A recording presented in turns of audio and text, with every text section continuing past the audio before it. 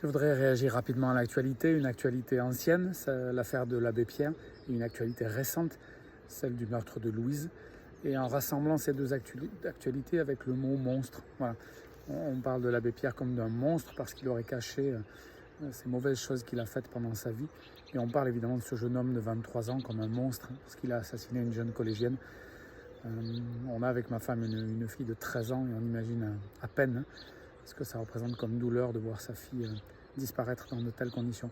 Mais réfléchissons au mot monstre. En fait, en appelant ces gens-là des monstres, l'abbé Pierre et puis ce jeune homme de 23 ans, sans les comparer, sans comparer la situation, mais les deux mots ont été utilisés, eh bien je crois qu'on se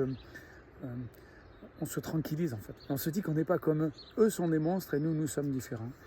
Et j'aimerais vous dire en fait que la foi chrétienne nous donne une bonne et une mauvaise nouvelle. La mauvaise nouvelle, c'est qu'on est tous des monstres. C'est qu'en fait, on est tous capables de faire ce qu'a fait ce jeune homme de 23 ans et de faire ce qu'a fait l'abbé Pierre.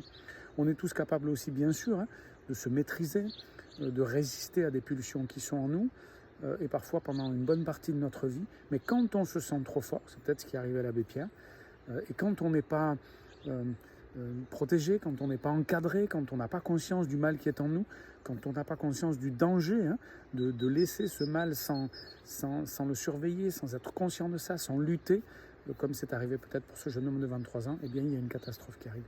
Voilà, en fait, le message de la foi chrétienne, la mauvaise nouvelle c'est ça, c'est que nous sommes des monstres, et la bonne nouvelle c'est que Dieu peut nous transformer. Alors vous me direz, est-ce qu'il a transformé l'abbé Pierre?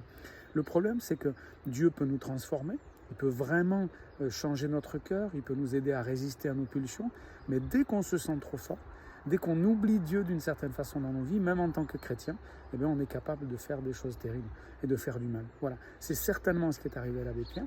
Ça ne remet pas en question tout ce qu'il a fait. Il a fait des belles choses. Il est peut-être sauvé devant Dieu parce qu'il a donné sa vie à Dieu, mais il a fait du mal. Il s'est peut-être senti trop fort, et puis il a vécu des échecs dans sa vie. L'histoire de ce jeune homme, elle me fait plutôt penser que quand on n'est pas encadré, quand on ne prend pas conscience de la réalité du péché, quand on ne prend pas conscience qu'on est des monstres, qu'on est capable, si on se balade avec un couteau et qu'on est plein de colère et qu'on n'a pas appris à maîtriser cette colère et qu'on n'a pas remis cette colère à Dieu, on est capable de faire des choses terribles. Nous sommes tous des monstres et nous sommes tous capables, avec l'aide de Dieu, d'être libérés de cette monstruosité qu'est le péché et de maîtriser en fait ce mal qui est en nous, et il faut le faire toute sa vie, et il faut demander à Dieu toute sa vie à genoux de nous aider à pas céder à cette tentation qui est forte, à cet adversaire qui nous susurre des choses à l'oreille.